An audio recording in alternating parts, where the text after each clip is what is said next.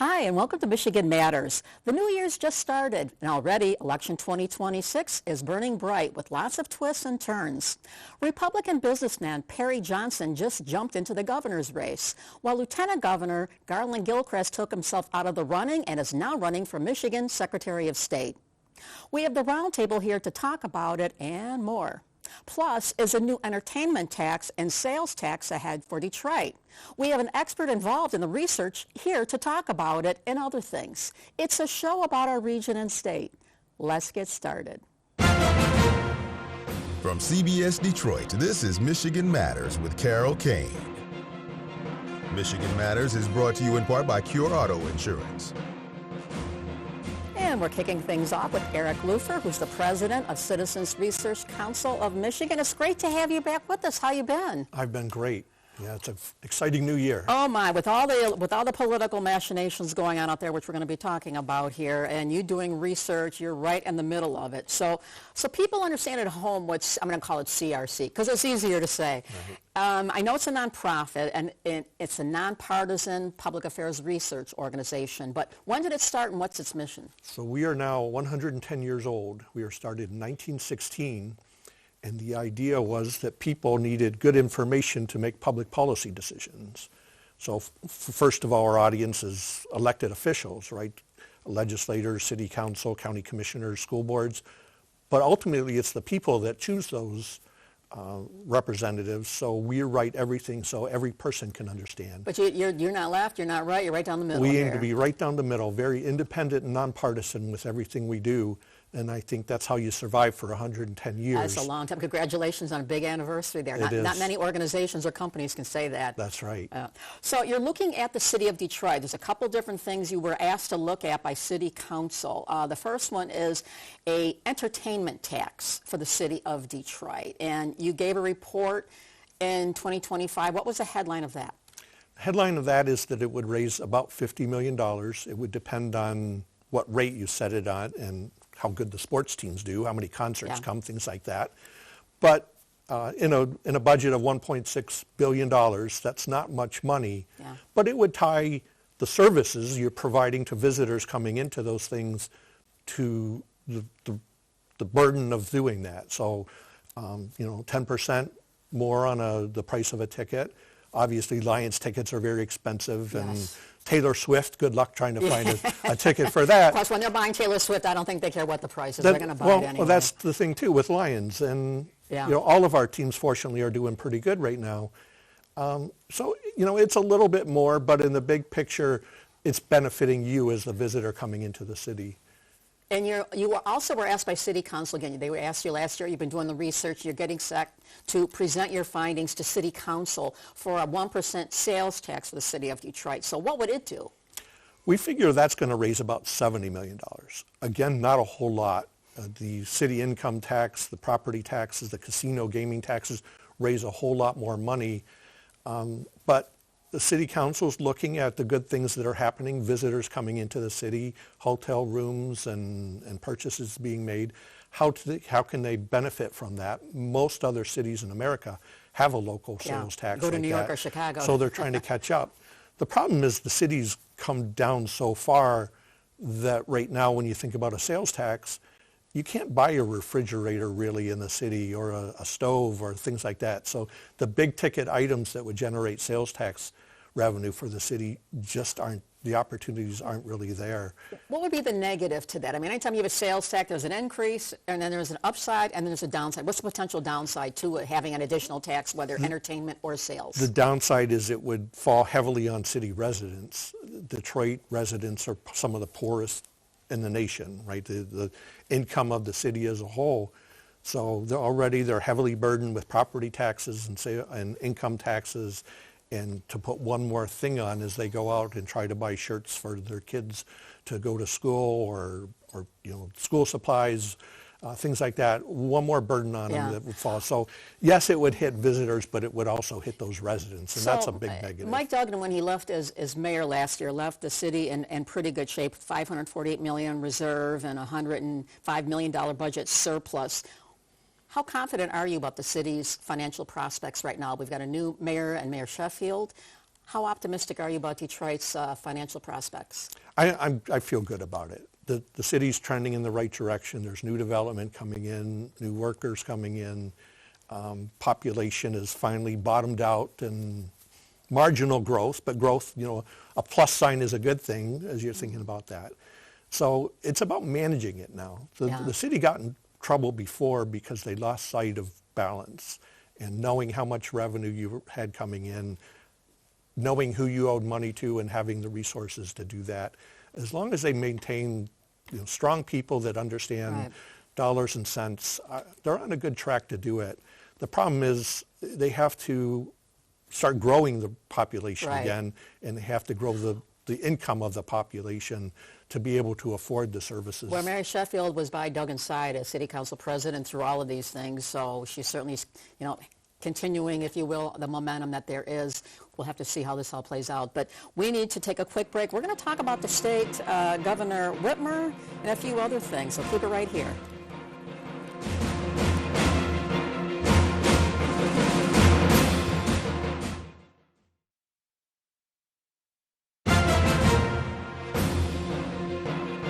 Welcome back to Michigan Matters. We're talking with Eric Lupher, who runs Citizens Research Council of Michigan, which does, lots of research for local entities and also for the state. Governor Whitmer is going to be giving her final State of the State speech February 25th, where she's going to be outlining her policy priorities. I know you held your January 16th Consensus Revenue Estimating Conference, which everybody, including the governor's office, everybody looks to what you have coming out of this. What do you think are going to be the big issues for her coming out of it, given where we are with revenue for things like roads and education? Yeah, the state puts on the Consensus Revenue Estimating Conference, and we covered that. The bottom line is, last year when they adopted a budget, they shifted resources for roads. So this year is going to be pretty flat for roads, but the budget they're building next year should start building up the revenue, and we start seeing more barrels on the streets, but they're actually fixing the roads, getting more resources to it. Education is doing well. The rest of the budget, though, is a bit precarious.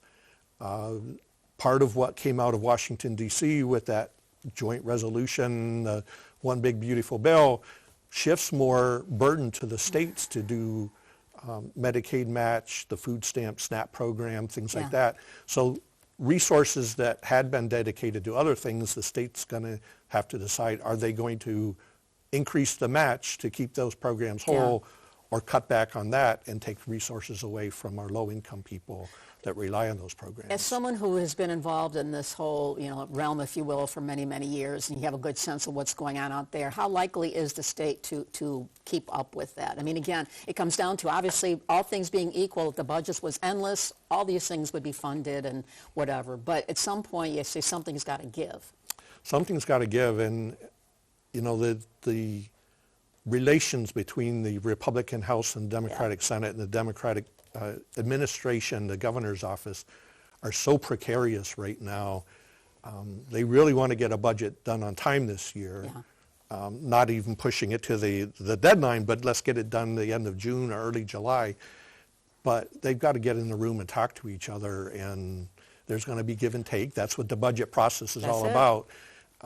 But geez, they're representing us. We want them to do their job and do it well, and don't play games. We hope next year they add in more money for salt. So they put salt on the roads.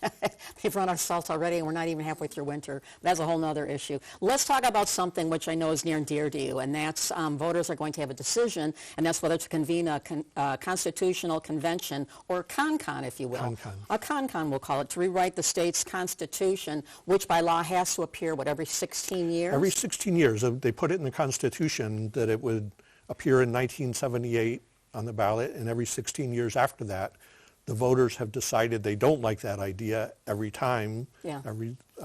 So it comes around now, and it's a question, do you like what's going on? Do you understand how our universities are funded and the relationship between the legislature and the governor's office and the powers of the courts? Or do you want to open that up and let's try to make things better? again, we're so divided as a country. Yeah. We're so purple as a state, roughly equal Republicans and Democrats. Do we trust that people that represent our interests would get elected and trust that whatever they come up with would be better than our current document? Voters have voted 3 times since to speak every 16 years, Right. and they've said no to it every Yes. time. Given these aren't new, this is a unique time, and normal things and typically what's happened in the past may not happen this time. Is there a chance voters could say, let's change how we fund universities or education or other things? Yeah. You know, I look at the dynamics, and we stick to policy, not politics, but Yeah. politics is always at the surface. And I think about everything else happening in November, electing a new governor, new U.S. senator, new legislature, everything else. And we're going to be hearing from these candidates that the system's broken and only they can fix it, right? And Mike Duggan is running on that platform. The system is broken and we need to get away from partisan politics to fix it. So on the one hand, you might look at that document and say, I don't trust that everything is, we can make it better. On the other hand, in your other ear, you're going to be hearing, but it's broken, it's broken. So I don't have high hopes that the people are going to vote yes on it, but I don't discount it. Could this be a one issue thing where they want to change one thing, funding for roads, funding for higher ed? You open up the document and everything is fair game. So yes, they could come back and adding commas and changing pronouns and things like that, which is just, window dressing. I suspect if they open it up, they're going to look at everything, and everything is fair game. Given there is so much on the ballot coming up in November, so many things being voted on, that there's a voter fatigue about wanting to pay attention, is it possible, real quickly here, that they'll just say, I don't want to be bothered with this. Let's leave it status quo, rubber stamp, let it go? There is a lot of roll-off on the ballot, right? I'm going to vote for the governor and the senator, and I don't care anything after that. So, yeah, there's a chance of that, but a lot of people make it all the way to the end of the ballot. Yeah, well, we'll see. There's much. This is going to be an exciting 2026, no doubt about that. Good Historic. Good luck trying to watch television for the next 8 months. Hey, this is cha-ching for the stations here. All good time from that standpoint. Right. Anyways, Eric, thank you so much for being here, explaining a little bit more about this. We're going to be watching it closely, so thanks for being here. And keep it right here. The roundtable's waiting in the wings. They have lots to say about what we just talked about and more.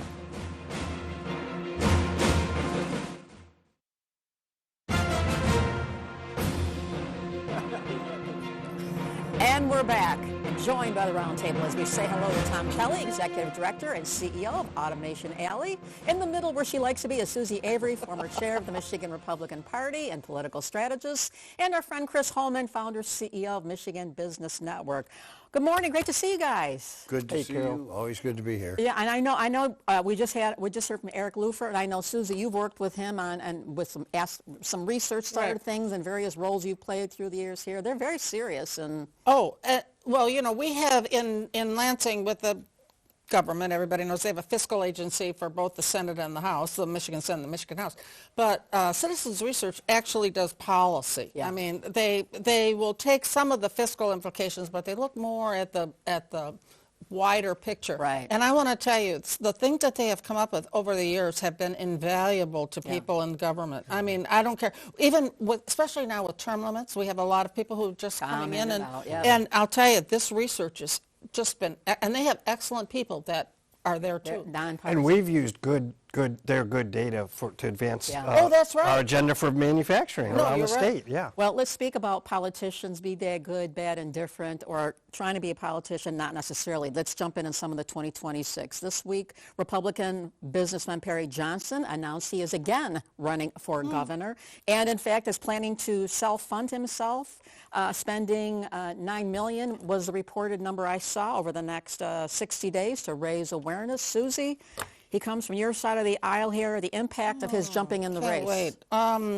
Well, he's got a dream team, he says. I'll tell you people who are really, really happy about this. All the people who own newspapers, television stations, direct mail publishers, this to spend this amount of money in this amount of time is going to create a lot of business in terms of around. What about the field? What about the field of other Republicans who are in there trying to want to be the next governor? Yeah, I think he'll probably take away some votes from some people. We still have yet to see.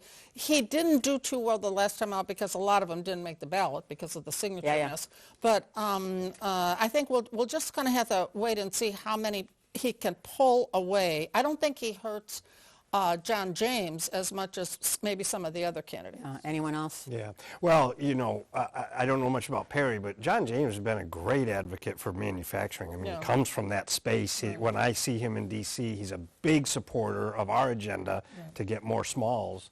So, and some people say that Donald Trump would like John James to stay right where he is, not run for governor here. So it sounds like you wouldn't be upset if he decided to stay and run for re-election there. I like him either way, yeah. Chris, any thoughts? Yeah, I think the beauty of a democracy is if you have enough money, you can run for anything. That's right. Yeah. You can run, but you don't necessarily win. That's Well, been the didn't story say so far. that. I did. That's okay.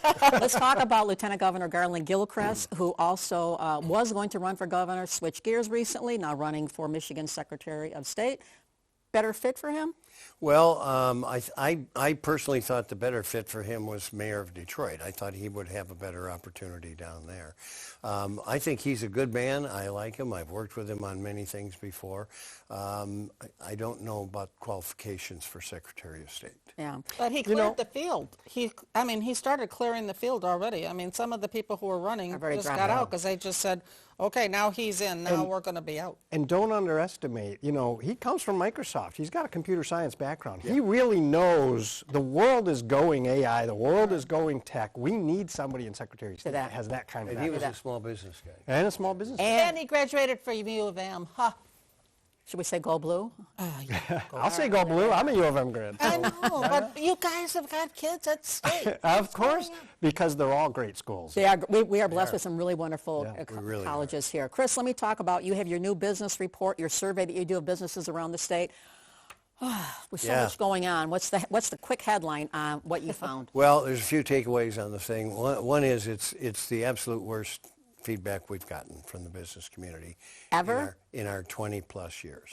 It really is. People are not enthused about the future. They see their profits going down. Revenues may stay the same, but their profits go down. They're worried about health care, as you know, because these are going to come in exponentially. That amount is going to be raised. It's just a real quagmire. One of the things that really jumped out at me is for the second month in a row, we saw tariffs and uncertainty on that list. And the prior 20 years, we had never seen either one of those. Yeah. Well, and I know Automation Alley, which you represent, is it celebrating its 25th anniversary? Right? 25th anniversary. That's Can you believe it? amazing. Started by Bush Congratulations. and Ken Rogers back in 1999. I was lucky enough to get the stewardship in 2016. And boy, 25 years we started, we had about 300 members. Today we have over 4,000. Wow. Over 4,000 all over the state. We're about to go to break here. Real quickly, has the mission of AA changed? Well, we changed because we have to focus on AI and collaborative robotics and all the 3D printing, all the things manufacturers pay attention to. Adapted, yes. Dealing with uncertainty, which is the name of the game right now. That's right. Yep. We're going to take a quick break, be back with the roundtable on more Michigan Matters right after this.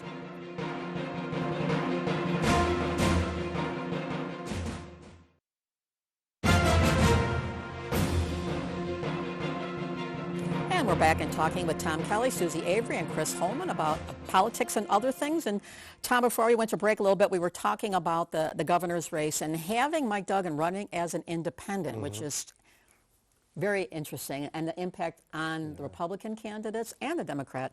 How do you see that? Because he's been omnipresent. He was at the Northern Michigan Policy Conference last week. He was at the Chamber's Detroit Policy Conference this week. How do you see that playing out? Well, from Automation Alley's perspective, and again, we represent interests of small manufacturers around the state, you know, Duggan can be a real positive force because he's a problem solver. And God knows we have a lot of problems that got to be solved on the manufacturing front if we want to maintain our leadership around the U.S. and around the world. And China is extremely vulnerable right now. So we want to see see somebody that can really understand manufacturing. He's been to China, I believe, too, hasn't he? Yeah, he understands the issue. So, you know, we're nonpartisan. We will work with anybody. We've had great relationships with Snyder and with Whitmer's administration. And Chris, on your report, before we leave your report here, I know healthcare rising costs, which has been a perennial problem, but is picking up more momentum as far as concerns as well, right? Yeah, it certainly is. I mean, the question becomes, am I going to absorb that as an employer?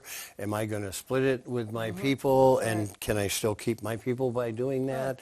I mean, there's a lot of things that come into play once that goes up. But the problem is it's going up pretty exponentially. Yeah. It's not going up 3%. Well, and we have at the same time here, we've had crazy weather, which is just plaguing us here. And on the developments, Minneapolis, which heartbreaking all across the board here. I mean, it seemed like the mood of the country, the mood of the region isn't exactly upbeat right now. Just real quickly, impact on the midterm elections, which are going to be taking place, which are going to be so critical to setting up the presidential. Susie, real quick. Oh, it is going to have a huge, everything is up in Michigan. Michigan is at the epicenter of all 50 states of what is going to be happening in the United States. Yeah. I mean, because we have everybody who is going to be there. We have a lot of seats that could go either way. And we have a lot of enthusiasm on both sides there, although you might not be hearing it now. You're hearing it at county parties, believe me. And they are getting ready to go out there. And so I think you're going to see, it's fun for people like us because we can watch it and kind of judge to see how it's going. Right. And Chris, you don't get into politics necessarily as far as asking your... Except that it's unavoidable. It's unavoidable here. So are the small businesses and medium businesses who are responding to your survey who are despondent, it sounds like, are they going to take that with them as they head to the polls? I'll tell you what I think. I think that they are tired of the two-party system. I honestly say that. And that in my mind, gives the problem solver Duggan the inside.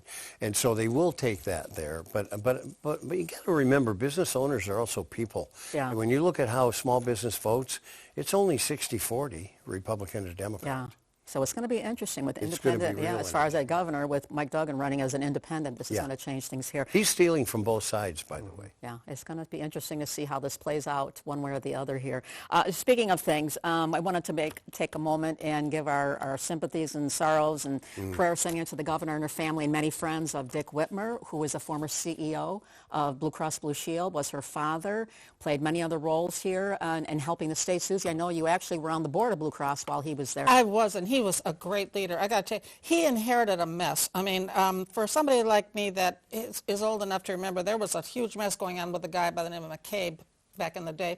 And Whitmer came in. I mean, he had been legal counsel to Romney and Commerce for Milliken, et cetera. But when he came in, he actually brought Blue Cross Blue Shield into a whole new era of being a nonprofit. He raised the morale. He made it into He was a difference maker. And Chris, I know you also. You knew him well. I played a lot of golf with Dick. I knew him a lot of years, and we also, I was on the board of the healthcare system when he was there and the coding and all that stuff, and so we would meet quietly. Yeah. Great Guy. The thing I loved most about him is he managed without being loud, and you never saw him grab the mic. No. Right. And my last conversation with Dick about almost a year ago when Dan Lupp was retiring, I was writing a story, and Dan had told me he took the page right from Dick Whitmer on how to bow out gracefully as CEO. So I called Dick, talked with him, and he said he talked with me, told him how he viewed it, and then I said, well, can I quote you? He said, well, here's the deal. I have not been quoted since then on anything to do with Blue Cross. Yeah. That was it. Wow. When I'm done, I walk away, he said, and so I did not put him in there. But he did talk to me for the article and all of that. But definitely, when you have grace and somebody like that. But he did have grace. Yeah, and I know that Blue Cross today, which has its first female CEO, is struggling through some very big issues. And speaking of health care. Yeah. And they're in the competitive market now. There is much more to say about it. It's a whole other talk show. But anyway, much more to say about it. He was a great guy. And beloved on both sides of the aisle. Yep. Thank you guys so much for being here. Really appreciate it. And thanks you at home for tuning in. Enjoy the rest of your day because we'll see you next Sunday for a little bit more Michigan Matters. Have a great one.